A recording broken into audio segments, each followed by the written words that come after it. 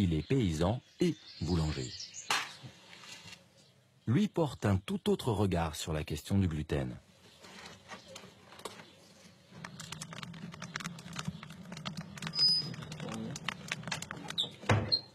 5 heures du matin, la journée commence. Juste à côté de son fournil, il cultive ses propres blés. Sa farine vient de ses épis qui, eux aussi, s'éveillent lentement.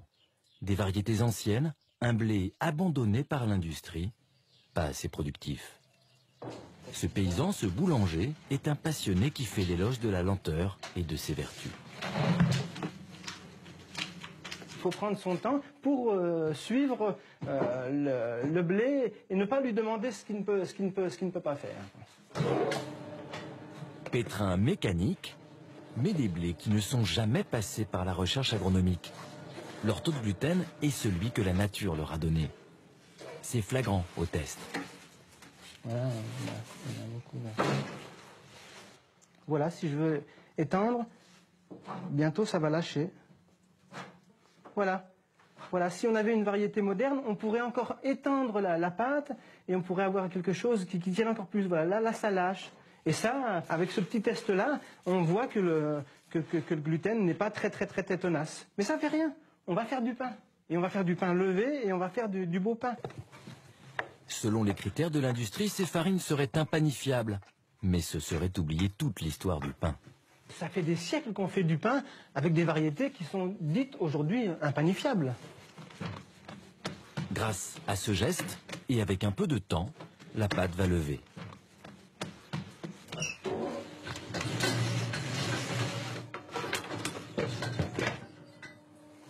Ah, magnifique. La levée est belle. Maintenant, il va prendre sa couleur doucement.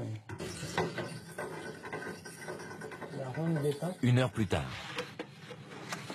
Et ben voilà, le miracle a eu lieu, magnifique. Et ben voilà, il paraît que ces variétés sont impanifiables, qu'on ne peut pas faire de pain avec ça. Et ben voilà, et voilà. Moi je trouve que c'est parfait. Le discours dominant, c'est que le seul blé avec lequel on peut faire notre pain quotidien, c'est celui-là. Le blé moderne, fruit de la sélection agronomique. Jean-François Berthelot ne l'aime pas. On est en plein champ d'uniformité, on est chez les nains, quoi. Des blés. C'est vraiment, pour moi, c'est douloureux de voir ça, quoi. J'ai du mal à trouver les mots parce que je veux être respectueux par rapport aux paysans qui cultivent ça, parce qu'ils n'ont jamais fait de pain, ils ne savent pas ce que c'est que le pain, on leur demande de faire ça, quoi. Mais franchement, c'est la désolation, quoi. Il n'y a aucune couleur, il n'y a aucune brillance, il n'y a rien. Il y a voilà, une espèce de paillasson. Et voilà, c'est tout gris, tout terne et tout uniforme, quoi. On parlait toujours de ces belles pailles dorées, mais où est le doré dans cette végétation? Où est la... C'est désolant, quoi. Le doré, le voilà. Les 40 petits hectares de Jean-François Berthelot. À comparer aux 5 millions de l'agro-industrie. Il travaille en biologique, sans engrais, mais surtout, il mélange les variétés. On trouve des blés barbus rouges, des blés pas barbus blancs, des blés plus roux barbus, des blés roses pas barbus, clairs blancs. Voilà une diversité de couleurs. Là, on peut parler des blés d'or, quoi.